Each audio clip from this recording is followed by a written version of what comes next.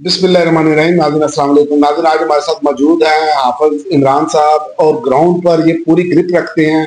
इन्होंने ग्राउंड पर रिपोर्टिंग की है और इसीलिए मैंने आज इनको दावत दी है क्योंकि जो ग्राउंड की सूरत-ए-हाल है उस पर हम बात करना चाह रहे हैं। हाफ़िज़ साहब आप ये बताएँ कि जो इस टाइम मौजूदा सूरत-ए-हाल है, इमरान खान मुकम्मल कैद में हैं और सेल बढ़ाई साहब कॉलम लिख रहे हैं कि इस पर हमें बताया जाए कि माफ़ी माँगे और दूसरी जानिब से फिर एक और जो एस्टेब्लिशमेंट की माउथ पीस है फैसल वाडा साहब वो कहते हैं माफ़ी का बात नहीं है। मुझे ये बताएं क्योंकि अब तो सारे कहना शुरू हो गए कि इमरान खान को ज़्यादा देर तक जेल के अंदर रखना मुमकिन नहीं है। आप इस टाइम क्या समझ रहे हैं कि ये इस टाइम जो सूरत हाल बनी है ग्रिप इनकी मुकम्मल है लेकिन एक्सटेंशन का भी मामला है और उसकी भी वो तरदीदें आ रही हैं। ये सब सिनेरियो को आप किस तरह देख रहे हैं कि ये 1-2 माह में किस तरह जाएगा रुख? मेरे ख्याल से जो एक्सटेंशन वाला मामला जो आपने बात की थी ना एक्सटेंशन की, ये उस तरफ मामला जा रहे हैं और ये पीछे भी बातें होती रही हैं कि खान साहब को जेल में कहा गया, मुख्तलिफ पैगामात भेजे गए कि जी आप माफी मांग लें तो हम आपको छोड़ देंगे। ये एस्टेब्लिशमेंट का एक बज़ाहिर लगता है कि एक स्टंट हो सकता है। बातें तो काफी हद तक स्मूथली जा रही हैं, अभी बहुत सारी चीजें सामने आ जाएंगी। जैसे जैसे एक्सटेंशन की डेट करीब आ रही है तो आपको आगे बहुत सारी ऐसी चीजें देखने को मिलेंगी। बाकी जो माफी वाला मामला है ये फेल बड़ाई साहब कह चुके हैं। अब क्रेडिबिलिटी उनकी क्या है, वो एक मुलाकात का जिक्र करते हैं कि जी बेल्जियम में कहीं उनकी मुलाकात हुई है कुछ घंटा भर की। तो उस सूरत में अब एक सीनियर जर्नलिस्ट हैं, उनकी बात पे कुछ कह नहीं सकते। अब वो इतनी हम आगे बात नहीं इस पे कर सकते। लेकिन एक और अफसर बात है कि जावेद हाशमी साहब ने दावा किया है। जावेद हाशमी साहब कहते हैं मैं गारंटी देता हूं अब ये ज्यादा देर इमरान खान को अंदर नहीं रख सकते।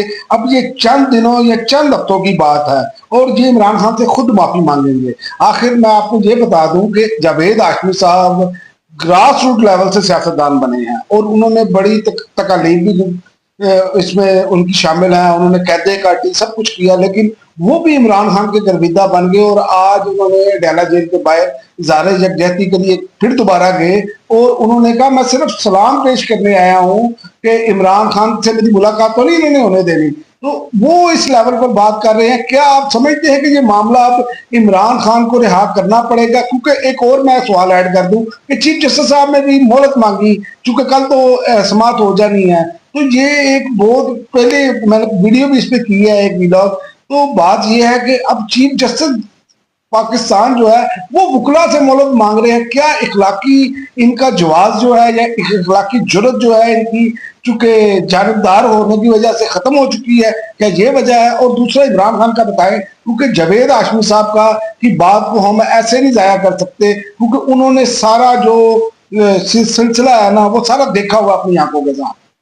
आपने अगर अदलिया की बात की तो अदलिया पे तो मैं ज्यादा कमेंट नहीं करूंगा क्योंकि वो अदलिया तो सबको पता है कि वो एक पूरी जानबदारी दिखा रही है और जो उसके फैसले थे जो माजी में या अभी पिछली आईनी तरमीम के बाद जो उन्होंने फैसले किए तो वो तो एक बात सामने आ चुकी है कि याया फरीदी साहब जो जिस तरीके से उन्होंने हलफ लिया, जिस तरीके से बकायदा पूरा कानून मोड़ दिया गया, उसको आईनी अदालत बना दी गई, सारा कुछ कर दिया गया, उस पर तो मैं बात नहीं करूंगा। हाँ, हाशमी साहब की बात जो है वो क्रेडिबल है और वो बात अगर करते हैं, देखिए वो एक सियासी वर्कर रहे हैं, सियासत में उनका एक इतना एक्सपीरियंस है, तो वो अगर बात कर रहे हैं तो वो अवामी नब्ज के ऊपर बात कर रहे हैं क्योंकि अवाम जो है वो अब बहुत ज्यादा इस समत में आ चुकी है कि जैसे कि इनकलाब का एक पेशगाना साबित हो सकता है।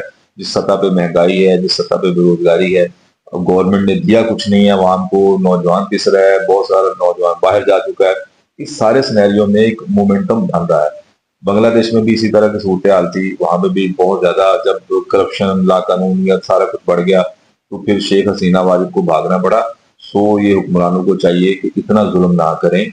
अब सूरत हाल जो माफी तलाफी पे आ गई है कि जी अब माफी मांग रही है, अपनी फेस सेविंग कर रहे हैं आप लोग कि जी माफी मांग लेंगे तो जी आपको छोड़ दिया जाएगा, ये बात नहीं करनी चाहिए।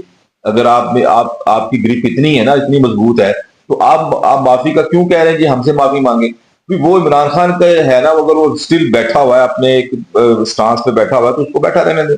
आप कहते हैं जी निजाम पूरा हमारे पास है, ग्रिप है हमारी इसके ऊपर, क्या आप नून लीग से काम करवाने के लिए जो जो एस्टेब्लिशमेंट है वो ये स्टंट खेलती है कि जी हाँ ये इमरान खान का नाम लेकर तो जो मर्जी नून लीग से करवा ले? ये बड़ी सूरत हाल मैं आपको बता रहा हूँ। ये असल में डर का बिजनेस है, डर का बिजनेस ट्रंप ही चला रहा है।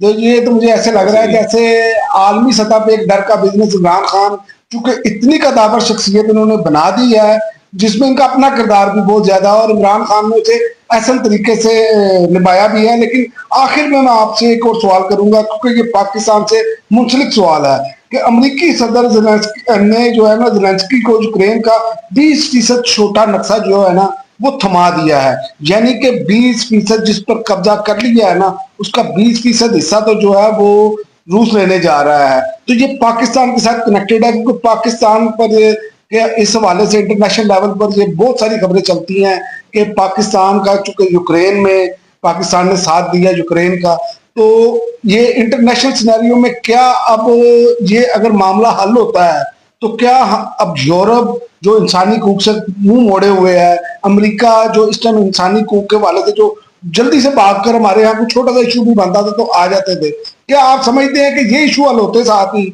तो कोई पाकिस्तान की जो इस टाइम जो मौजूदा हुकूमत है इसके लिए मसला बनने जा रहा है, क्योंकि इनके पास इखलाकी जवाब तो नहीं है।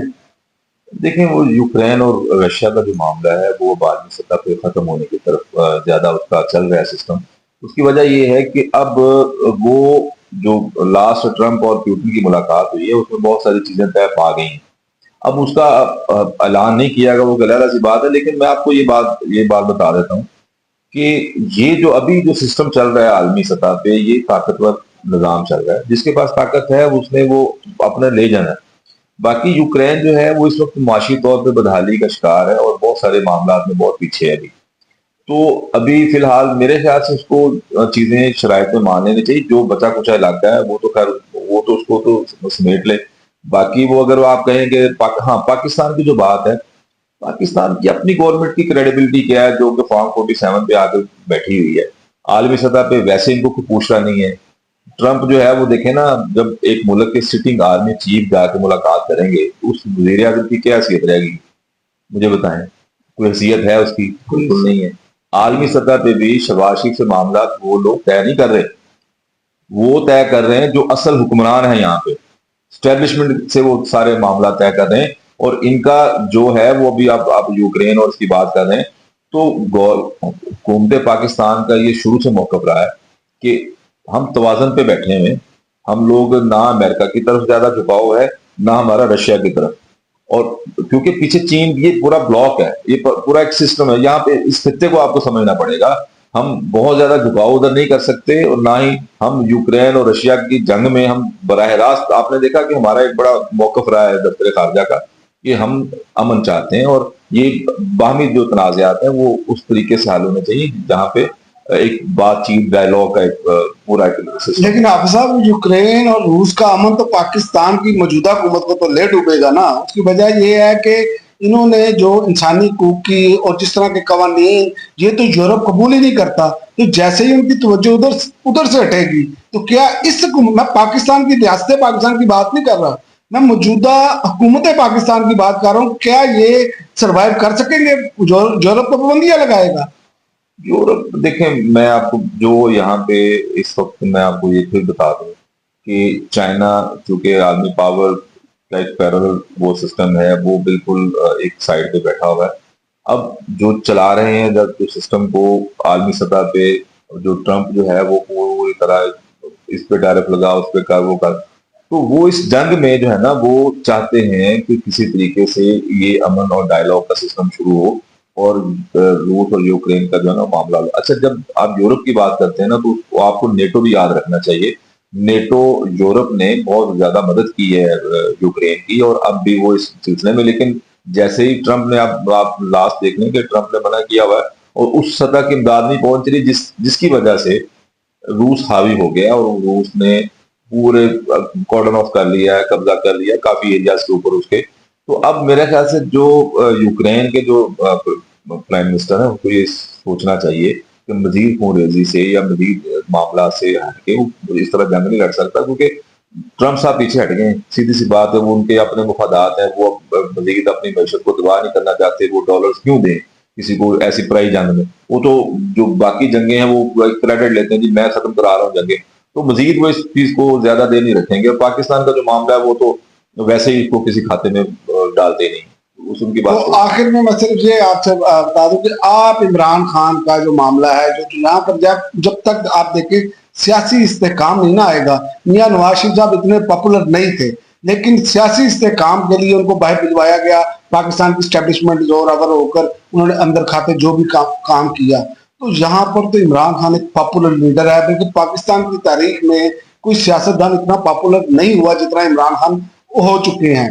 तो आप क्या देख रहे हैं, क्योंकि अब मैशत का पहिया रुका हुआ है, डॉलर कोई बाहर से नहीं आ रहा, दावे ही है सारे, ये सबको मालूम है। इसीलिए कह रहे हैं कि कुछ लोगों के मामला से मामला हल हो, ये माफी तलाफी का जो सीन कह रहे हैं कि आप माफी मांग ले तो हम आपको छोड़ देंगे, ये अब खुद चाह रहे हैं कि इससे हम निकल आए बाहर, क्योंकि जो मुल्क के जो हालात हैं वो इस चीज के मुकम्मल नहीं हो सकते कि मजीद इमरान खान को वो अंदर रखें जब तक आप एक पॉपुलर लीडरशिप को, एक मुकम्मल एक सियासी पार्टी है और जो बाकायदा तौर पे जिसकी शाखें जिसकी जड़ें वहां में हैं, तो जब आप उस सतह के लीडर को जो कि एक आलमी सतह का लीडर है वो आपने उसको कैद में रखा हुआ है और कैद तन्हाई में रखा हुआ है, बेजा कैद में रखा हुआ है, उसके ऊपर जो कन्विक्शन थे वो आलमी सतह पे वो इस मान चुके हैं लोग कि ये 190 मिलियन पाउंड वाला जो मामला है वो तो बिल्कुल सरासर बेबुनियाद किस्म का वो इल्जाम था।